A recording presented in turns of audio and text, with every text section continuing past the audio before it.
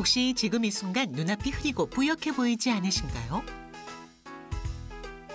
눈은 신체 주요 부위와 연결된 혈관이 많아 건강 상태를 알 수 있는 척도인데요. 시야에 문제가 생겼다면 눈 질환을 먼저 의심하지만 다른 질환들의 전조 증상일 수 있습니다. 때문에 단지 시력 저하라고 생각하고 방치했다가는 심각한 상황을 초래하게 되는데요. SOS, 눈이 보내는 건강의 위험 신호들에 대해 알아봅니다. 그러니까요. 시야가 좀 뿌옇고 또렷하지 않게 되면 아유 나이 들면 뭐 시력이 이렇게 떨어지기 마련이지라고 생각할 수 있지만 그렇죠. 노화로 인한 시력 저하가 아닐 수도 있다고 합니다. 어떤 증상들이 어떤 질환의 신호인지 하나하나 살펴볼게요. 네. 첫 번째입니다. 눈앞이 잠깐 깜깜해지는 일과성 흑암시는 이것의 이상 신호일 수 있다.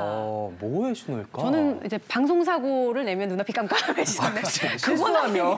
네, 그건 아닐 것 같고. 자, 네. 뭐의 이상 신호인지 한번 살펴볼까요? 정답은 경동맥 협착증의 이상 신호일 수 있다. 무섭다. 이종현 교수님. 네, 눈이 잠깐 안 보여서 안과를 가셨는데 보통 이제 순환기내과 같은 저희 과에다가 검사를 의뢰를 많이 하십니다. 그래요. 그 이유가 바로 그것인데요. 눈은 보통 마음의 창이라고 알려져 있는데 또한 눈을 보면은 혈관 건강을 알 수 있습니다. 눈에는 많은 혈액과 혈관이 있게 되는데 네. 갑자기 눈이 잘 안 보이게 되는 흑암시 또는 눈중풍이라고 알려져 있는 질환들이 대부분 눈으로 가는 혈관에 문제가 생기거나 혈액순환에 문제가 생겨서 발생하는 질환인데요. 대부분 경동맥이라고 해서 목 앞쪽에 아주 굵은 혈관이 뇌로 혈액을 공급하는데요. 그 중간에 바로 눈으로 가는 혈관이 있기 때문에 만약에 이런 눈이 잘 안 보이는 증상이 발생하면 경동맥 검사 같은 것을 먼저 하게 되는 것입니다. 간단하게 초음파 같은 걸 해가지고 만약에 거기에 기름 찌꺼기나 혈전이 있다라고 한다 그러면 거기에 맞게끔 약물을 투약한다거나 너무 심하게 좁아져 있으면 수술이나 시술로 넓혀주는 치료도 할 수 있기 때문에요. 네. 눈이 나빠지면 경동맥이나 심장 쪽에도 관심을 기울여 보시면 좋을 것 같습니다. 네, 의외로 무시무시한 원인일 수도 있는데요. 다음도 만만치가 않습니다. 한번 보실까요? 네. 사물이 두 개로 보이는 복시는 이것의 이상 신호일 수 있다. 보통 뭐 빈혈이나 어지럼증 생각하기 쉬운데 그게 아니더라고요. 볼까요? 뇌졸중.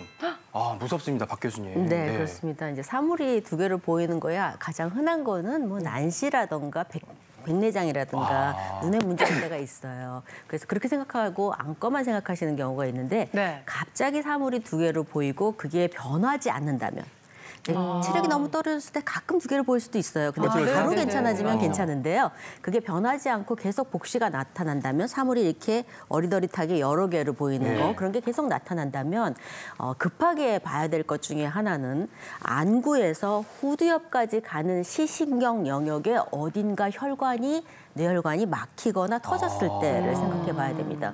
그래서 갑자기 생겼고 없어지지 않고 한다면 우선은 응급실이나 급하게 신경과나 이런 데를 먼저 방문하시는 게 좋고요. 왜냐하면 안과적인 질환은 서서히 해도 큰 무리가 없는 거니까요. 그 이외에 복시가 나타날 수 있는 거는 갑상선 기능 항진증에 눈에 문제가 생길 때도 그럴 수 있고요.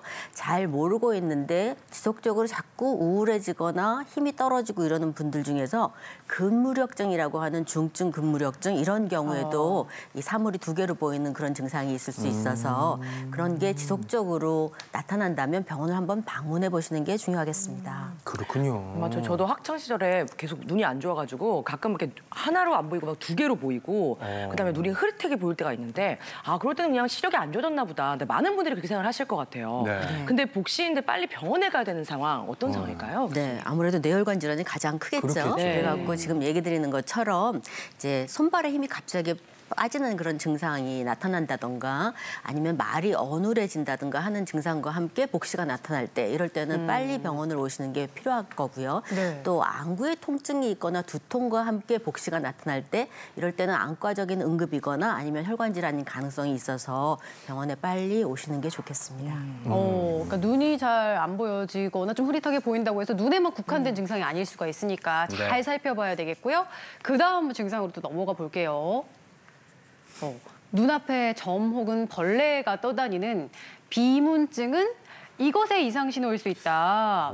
저도 이런 경험이 있는데 이게 눈앞에 뭐 벌레가 있는 줄 알고 시선을 돌리면 그 벌레가 따라와요. 이게 비문증인 것 같은데 과연 뭐의 이상 신호인지 확인 먼저 해볼게요. 진짜 벌레 있었던 거 아니에요? 아닌가? 당뇨병, 망막병증의 이상 신호일 수 있다. 당뇨병, 망막병증. 네, 사실 저도 비문증 증상을 좀 가지고 있는데요. 아, 그래요? 네, 말씀하신 것처럼 돌릴 때마다 뭐가 이렇게 벌레나 먼지 같은 게 떠다니는 것처럼 네. 보이고 심지어 이제 눈을 감아도 또 보이기도 맞아요. 하고요. 근데 이게 이제 왜 그런가 원인을 보면 유리체나 망막에 떠다니는 부유물 때문에 그렇다고 알려져 있는데요. 아, 저렇게? 지금 이제 말씀드리는 이제 당뇨 망막병증이 이제 비문증의 그런 흔한 증상을 가지고 있는 대표적인 질환 중에 하나입니다. 당뇨병 망막병증은 당뇨병 환자가 이제 고혈당이 지속이 될 경우에 망막 혈관이 이제 손상이 되고 여기에 이제 순환 장애가 거듭되다가 보면 이제 망막에 대표적으로 생기는 합병증이 되겠는데 고혈당이 있을 때 왜 망막 합병증 또 망막 혈관이 손상되는지 궁금해하실 텐데 혈당이 높으면 이 혈관 안에 삼투압이 올라가잖아요. 그러면 네. 이 혈액 속에 있는 망막 혈관 속에 있는 물질들이 이제 바깥으로 이렇게 배출이 됩니다. 누출이 되는 걸 이제 삼출이라고 하는데 이게 처음에 이제 초기 증상처럼 있다가 계속 이게 반복이 되면 혈관이 손상이 되고 손상된 혈관 주변에 신생혈관이 생기는데 이 신생혈관이 문제입니다. 신생혈관은 혈관벽이 얇아서 이 삼투압이 오래된 고혈당에 잘 터질 수가 있고 혈당 조절이 안 돼서 수축 팽창을 이제 반복하다 보면 또 이게 출혈이 올 수가 있죠. 그래서 당뇨 망막병증이 이제 말씀드린 것처럼 비문증의 가장 이제 또 흔한 질환 중에 하나가 되겠습니다. 당뇨병, 망막병증은 굉장히 위험한 당뇨 네. 합병증이라고 들었는데 이 비문증이 그러면 나타나면 약간 위험한 건가요? 네. 초기 증상일 가능성이 더 높고요. 그래요? 그래서 지금 얼마나 심각한지에 대한 부분은 이제 대한안과학회에서 네. 망막 합병증, 당뇨병, 망막병증이 이제 성인 실명의 1위 질환으로 어머. 이제 저 꼽기도 정도예요? 했는데 실은 이게 우리나라 사람만의 문제는 아니고요. 전 세계적으로도 비외상성 실명의 1위 원인 질환을 당뇨병, 망막병증으로 꼽고 있습니다. 이제 아까 고혈당 때문에 생긴다고 했기 네. 때문에 제가 예. 오늘 꼭 말씀드리고 싶은 것은 네. 당뇨병이 오늘 진단이 됐어도 당뇨병이 2, 3년 전에 이미 있었을 수 있잖아요. 몰랐을 수 네. 있죠. 고혈당이 노출이 됐기 때문에 내가 오늘 진단이 됐어도 당뇨병, 망막합병증은 오늘 이미 와 있을 수도 있고 심지어는 실제로 당뇨병이 아니고 당뇨병 전 단계에서도 올 수 있다고 되어 있어서 당뇨 망막합병증은 반드시 처음 진단된 당뇨병 환자에서 꼭 지켜보셔야 될 이제 합병증이 되겠고요. 특히 이 당뇨병이 오래돼서 고혈당이 노출이 되면 유병 기간이라고 하죠. 진단이 네. 오래될수록 당뇨 망막병증이 발생할 확률이 높아서 네. 5년 미만의 경우는 한 16.2% 정도. 그런데 이제 점차 연도가 올라가다 보면 이제 15년 이상 유병 기간이 오래된 사람들은 뭐 66% 이상. 그러니까 3명 중에 2명꼴로 안 걸린 사람이 거의 없을 정도의 흔한 질환이기 때문에 네. 다시 말씀드리지만 처음 진단됐을 때 반드시 종합검진에서 비산동으로 한 안저검사는 무효입니다. 사실은 그거는 그냥 기본적인 검사가 되겠고요.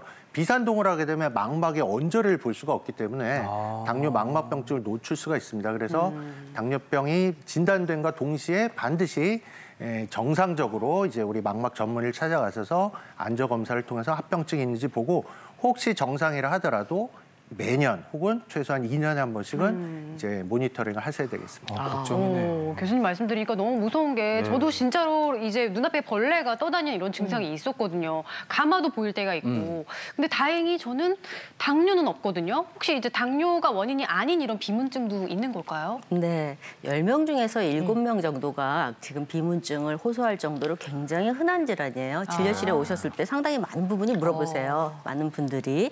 그런데 이제 비문증을 일으키는 거는 사실 뇌의 퇴행성 변화라고 보기는 해서요. 이제 시력 자체를 흔들지 않고 이제 생활에 불편감이 없으시거나 갑자기 눈을 떴다 감았을 때 잠시 나타나고 마는 거는 큰 문제가 아니니까 그냥 지켜보시면 좋겠고요. 그렇지 않고 시야가 좀 계속 불편하다 그러시면 안과를 방문하셔서 기질적인 질환이 있는지 한번 보시는 게 필요하겠습니다. 네, 실명까지도 이어질 수 있다고 하니까 당뇨병 있으신 분들은 합병증 관리로 철저히 하셔야겠고요. 그다음 또 어떤 질환이 의심이 될까요? 번쩍 빛이 보이는 섬광증은 이것의 이상 신호일 수 있다. 이게 보통 이제 어디 가다가 꽝 부딪히면 눈앞이 번쩍하고 막 새가 이렇게 날아다니는 별이 보이고. 그런 거 아니에요? 네.